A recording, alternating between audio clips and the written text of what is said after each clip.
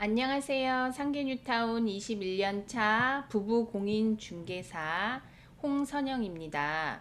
오늘은 뚜껑 매물에 대해서 간략하게 알려드리려고 하는데요. 뚜껑이 뭔지 우선 정확한 개념과 뚜껑이 재개발해서 입주권이 정말 주어지는지 모든 내용을 확인해 보도록 하겠습니다. 뚜껑이란 땅 없이 건물만 사는 거를 뚜껑이라고 하는데요. 그렇다면 왜 재개발에서 뚜껑 매물이 인기가 많고 보물상자라고 하는지까지 다 간략하게 알려드리도록 하겠습니다. 뚜껑 매물이란 지상 건물, 재산권만 거래하는 것을 말하는데요. 일반적으로 우리가 아파트나 빌라를 사면 토지와 건물을 함께 사지만 소유주가 다른 경우가 있습니다. 그럴 경우 뚜껑은 땅에 대한 권리는 전혀 없고 오직 지상에 있는 건물의 권리만 취득하는 것을 부동산 거래의 은어를 뚜껑이라고 합니다. 이해를 돕기 위해서 제가 중국이라는 나라를 비유를 했는데요. 사회주의 국가인 중국 같은 경우에는 토지를 소유할 수가 없어요. 그래서 민간인은 토지 사용권과 건물 소유권만 사고 팔아요. 그래서 우리나라의 재개발 뚜껑 매물도 중국에서 집을 사고 파는 법적 방식과 동일하다고 생각하시면 아주 쉬우실 것 같아요. 모든 부동산은 다 뚜껑이 될 수 있다라고 생각하시면 돼요. 무허가, 이게 무허가거든요. 무허가, 그 다음에 아파트, 그 다음에 일반 모든 상가들. 이 상가들이 다 뚜껑이 될 수가 있어요. 외관상 상가나 아파트 같은 경우에도 번듯한데 아파트 형태도 대지 지분이 없는 뚜껑이 될 수도 있고요. 아까 보여드린 빌라나 단독주택도 등기부등본이 깔끔히 존재하는 주택임에도 불구하고 땅은 국가나 타인 소유인 경우가 있고 무허가 건축물, 재개발의 지역의 흔한 판잣집인데 무허가 천막 역시 전형적인 뚜껑의 한 종류입니다. 그런데 무허가도 토지 사용자 말고 토지주와 무허가 건물주가 같은 경우도 있어요. 근데 땅도 없는데 왜 이거를 돈을 주고 사냐? 땅이 없는데 새 아파트 입주권 분양 자격이 주어집니다. 첫째, 땅이 없기는 하지만 감정평가액이 낮아서 초기 투자금이 매우 적어요. 그래서 법에서 정한 요건만 완벽하게 충족한다면 재개발 시 새 아파트 입주권을 받을 수 있어서 재개발에서는 아주 가성비 좋은 매물로 꼽히죠. 그렇다면 이거는 법적으로 허가가 되는지 재생권을 인정받아요. 그러면 우리가 빌라나 외관상 아파트 같은 경우에는 주택이라는 게 명확히 보이잖아요. 그렇지만 무허가 같은 경우에는 주거용인지 아닌지 외부에서는 잘 보이지가 않아요. 그래서 얘가 기준을 줍니다. 무허가 건물일 경우는 특정 무허가 건축물 1989년 1월 24일 이전에 지어진 무허가 건물은 입주권을 준다는 얘기예요. 여기서 보면은 뭐 무허가 건물 확인원, 재산세, 납부실적, 항공사진 이런 것들이 있는데요. 그 다음 설명해 드릴게요. 그 다음에 신발생 무허가라고 해서 89년 1월 24일 이후에 지어진 무허가 건축물은 안 줍니다. 입주권 안 나와요. 그래서 현금 청산됩니다.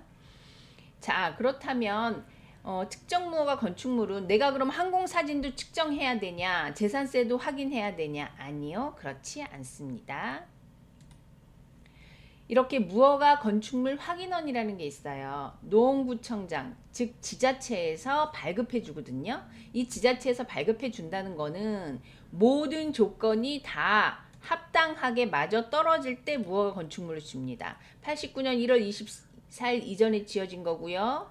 항공 사진으로 실측했고요. 재산세도 납부하고 있고요. 그러면 이 무허가 건물 확인원이 띄어지는 겁니다. 그래서 요것만 있으면 된다, 안 된다, 입주권이 지워진다, 안 된다라는 게 확연히 알 수 있습니다.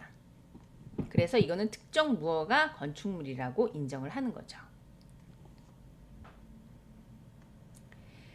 그 다음에 이제 우리가 빌라하고 아파트 같은 경우에 제가 이제 등기부등본으로 한번 확인을 해봐 드릴게요. 이거 같은 경우에는 빌라예요. 빌라인데 땅이 없어요. 우리가 보면은 표제부, 갑구, 을구가 있거든요. 표제부에 보통 나와요. 표제부에 건물에 대한 표시, 요 호수에 대한 게 건물 내역, 대지 지분 이렇게 나오거든요. 근데 여기 보면 건물 내역밖에 없죠. 근데 또 이런 경우도 있어요. 빌라임에도 불구하고 건물 따로 등기 떼어야 되고 토지 따로 떼어야 돼서 요 소유자 공유 지분이거든요. 현재 요 소유자분의 토지 등기가 띄었을 때 있어야 돼요. 근데 없거든요. 그렇기 때문에 얘는 빌라지만 뚜껑 매물이다. 다른 빌라 한번 볼게요. 표제부를 보면 전유 부분에 건물의 표시 있죠. 여기 철근 콘크리트 47.3, 대지권 비율 194분의 19 나오죠. 이렇게 나와야 돼요. 그래야 토지와 건물의 주인이 있다라는 걸 알 수 있는데 아까 같은 빌라 같은 경우에는 뚜껑 빌라 같은 경우에는 건물 내용만 표시가 돼 있죠. 네, 이걸 뚜껑이라고 합니다.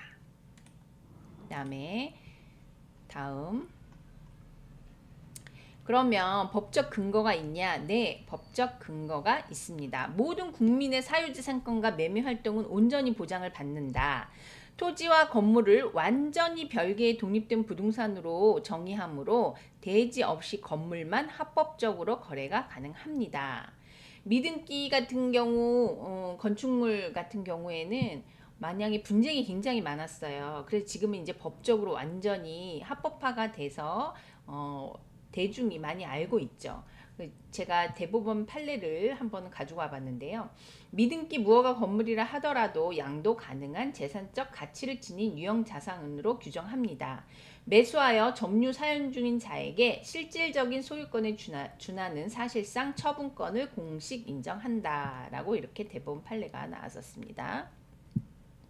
이제 가장 중요한 게 내가 뚜껑만 살 경우 그 건물 아래에 깔고 있는 토지 이 사용에 대해서 성질을 알아야 돼요. 이 토지가 국가 지자체 건지 아니면 민간 개인 건지 그거를 먼저 알아야 되는데요. 왜 알아야 되냐? 국공유지 위에 세워진 건물일 경우 매년 국가의 토지 월세격인 대부료 또는 변상금을 정기적으로 납부하는 경우도 있어요.